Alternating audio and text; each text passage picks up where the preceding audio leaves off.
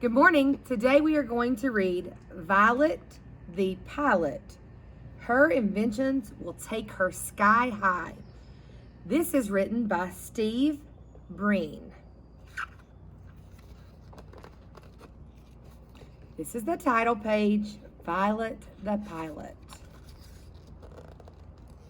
You will see the picture of Violet's airplane.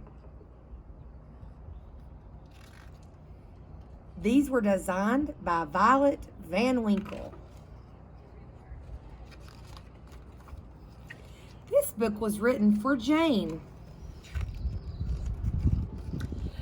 Everyone in town knew that Violet Van Winkle was a little different.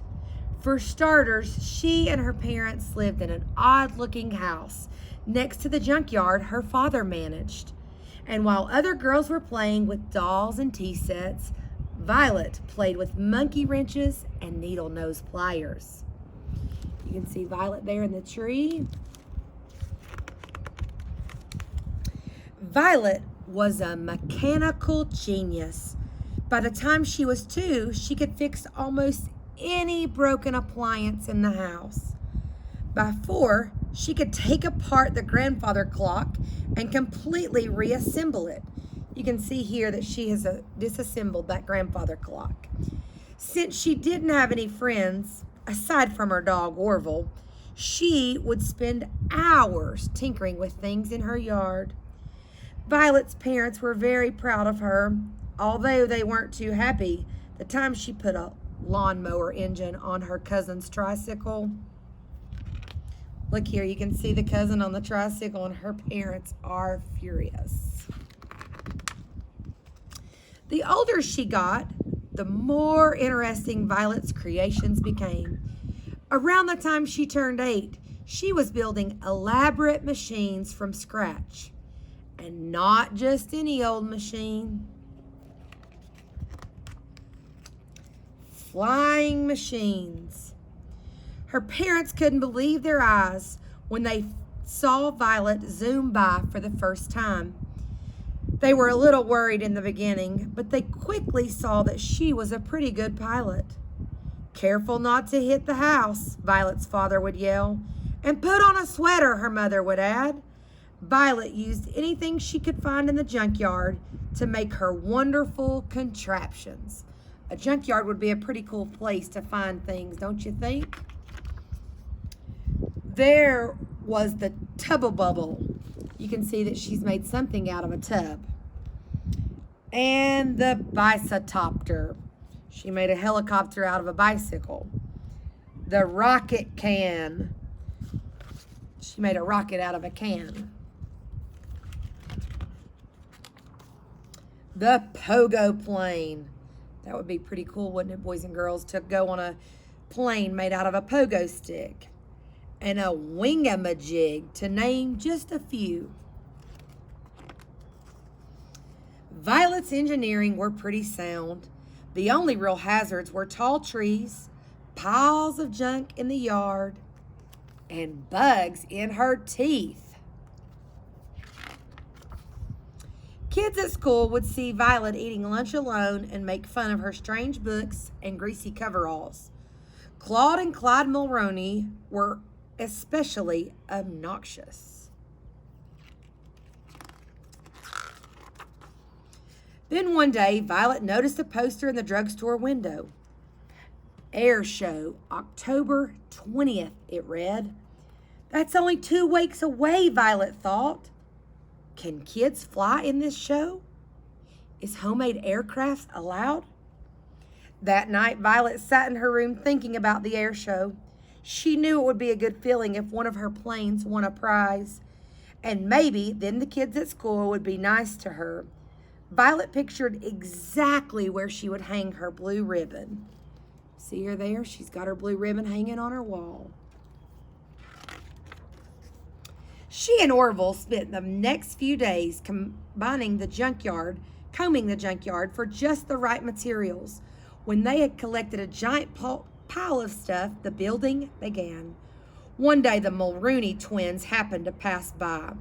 "Look, it's that girl from school," one of them said. "What are you doing, weirdo?" "I'm building an airplane," she told them.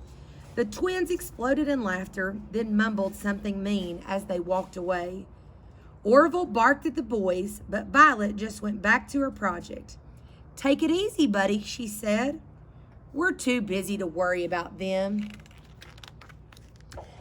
Finally, after days of hard work, Violet had finished making her flying machine. She named the magnificent new craft the Hornet. "Wait till the people in the grandstands see me flying this," Violet said to Orville. The test flight was a success.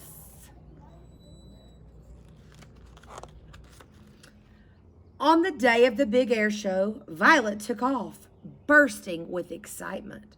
Her parents' faces had beamed with pride when they wished her luck, and she thought about that as she flew through the clear autumn sky. She calculated that the trip would take about 20 minutes.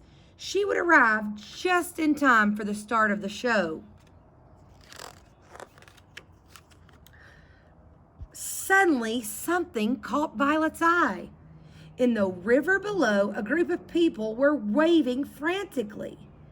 Violet lowered her altitude to get a better look. A troop of Boy Scouts had run into trouble while they were canoeing. Violet knew she had to help fast. It wasn't easy rescuing all the boys, but Violet piloted the Hornet with careful precision. Saving the Scoutmaster from going over the falls was particularly dangerous. Violet dropped the grateful Scouts off at the hospital. Then she checked her watch. 33, she said to Orville sadly. "We've missed the air show." She turned her plane towards home and sighed. It was a miserable feeling. Have you all ever missed something that was very important? It is a miserable feeling. That evening, Violet had no appetite for dinner. She just went upstairs and sat on her bed. All of a sudden, she heard lots of noise outside the house. She and Orville went to the window and discovered that a crowd of people had gathered. Somebody spotted her. "There's Violet," the boys shouted jubilantly. "There's our hero." Look, you can see the Scouts outside at her house, looking in her window. The Van Winkles stepped outside, squinting from all the flash bulbs that were popping. The press, the mayor, the fire, the police chief, even kids and teachers from the school had all learned of the rescue that day and had come to praise her. "Young lady, please accept this Medal of Valor as a token of our gratitude and esteem," said the mayor. And he gave Orville a new collar with a license that read K9 Hero. So he's given the dog a medal too. From that day on, Violet's parents let her fly wherever she wanted, but her mom still made her wear a sweater.